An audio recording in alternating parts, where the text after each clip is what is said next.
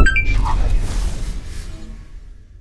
there and welcome to Xbox On. If you've been following the channel, you'll know we're mad about Xbox Game Pass. It's a subscription service that gives you a library of over 100 Xbox games to play on Xbox One. You pay the monthly fee and you can download however many games you want to play.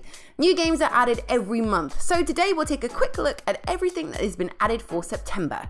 Here's what you can download right now. Recore Definitive Edition is the newest game you'll find in Game Pass. It only just came out on the 29th of August. I like to think Xbox are dropping this in on us now so we can use its vast desert world as one last beach holiday before the sun takes a vacation for the next few months. Of course, you'll need more than a beach towel and suntan lotion to survive these dunes. The robots that once made this planet habitable for man have turned against their masters.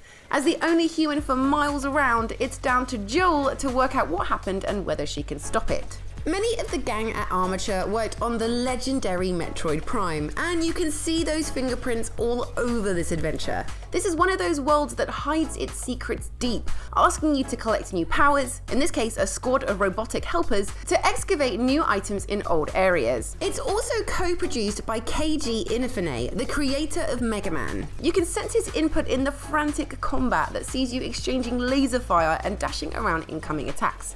It's also got incredibly tricky platforming that will put even the most experienced thumbs to the test. What's more, the Definitive Edition adds loads of new stuff. There are 10 new dungeons, 2 new overworlds, a new side adventure to explore, and an extra robot buddy to recruit to your gang. Throw in more prismatic cores, which means even more reasons to go digging in the overworld, and you've got heaps of things to keep you busy, even if you'd already maxed out the original game. Throw in faster load times, an extra 500 gamer score, and tweaks to the combo system, and Recore has definitely earned a second look.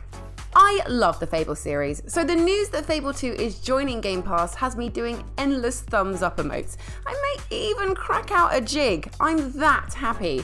In fact, it's the ability to make your body do weird and wonderful things in the name of social interaction that makes me love this game so much. Where else can you perform a jaunty dance to impress a crowd of local peasants before performing a trouser-shredding guff to send them all running off? This is my idea of role-playing. Every fan has their favourite game in the series, but for my money, Fable 2 is where it's at. It's a simple tale you may have heard before, a journey of revenge against the lunatic who killed someone dear to you. But every step you take along the path has the potential to change the world. You can wipe villages off the map with bad decisions and cause cities to prosper or fail. These actions shape you too. Fight with a sword and you grow big and beefy. Use magic and dark energy marks your skin. It's one of the few games where you can look at the hero and know what kind of life they live. And because there are so many different ways to play, there's always another reason to dive back in for a playthrough. So why not download it on Game Pass today?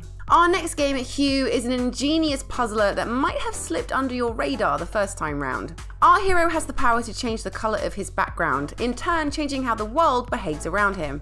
If he's blocked by a blue barrier, for example, making the background blue means the obstacle vanishes and you can pass. Of course, that's just an entry-level puzzle. As you go deeper into Hue's world, you can add more colours to his colour wheel, meaning far more elements to juggle on screen. The nature of the obstacles get more complicated too.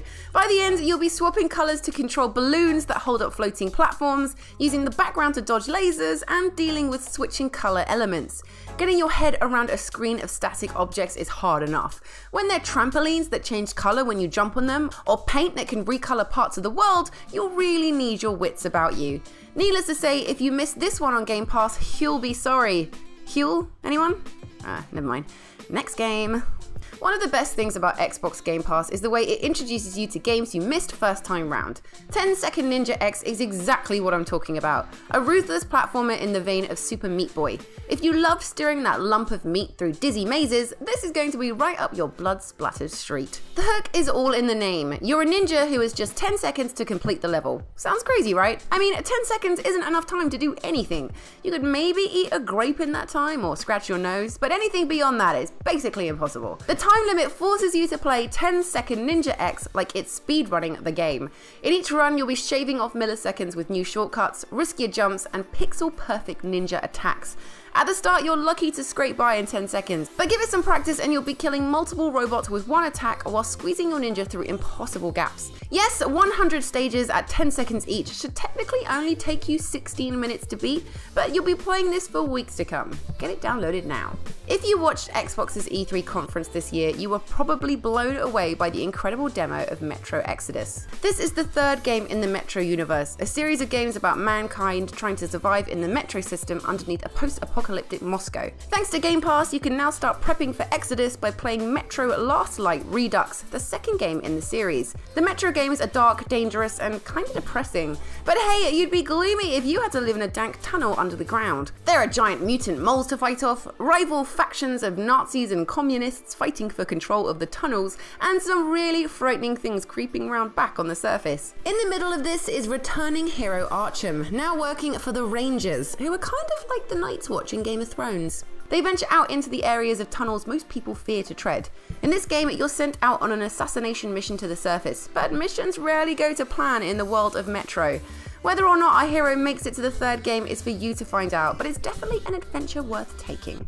When a studio is called the Quantum Astrophysicists Guild, you know that their games are going to be a bit brainy. The bridge is certainly a head scratcher. You're dumped in a series of impossibly twisted rooms, and the only way to make it to the exit is to rotate them to the left or right. With a quick spin, a ceiling can become a pathway you run along, or a doorway could become a deadly pit.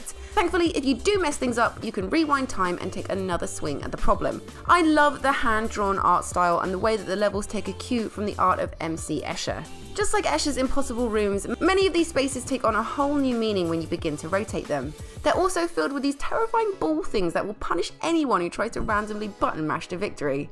It's a really strange experience, almost dreamlike in the way it pulls you into even weirder spaces. If you enjoyed games like Braid or Limbo, this will definitely give your brain a similar workout. Manage to beat the whole thing and maybe you'll be invited to join the Quantum Astrophysicists Guild.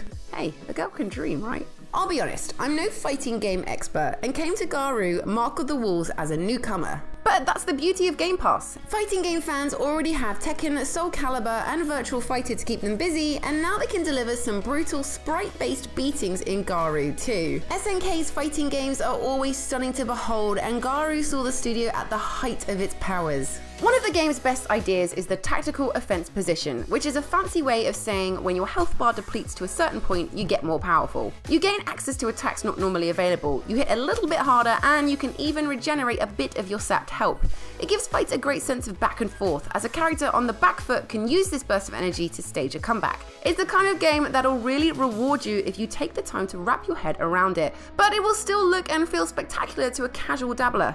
A great addition to Game Pass. And there you have it, September's update to Game Pass with loads of new brilliant titles to get your hands on.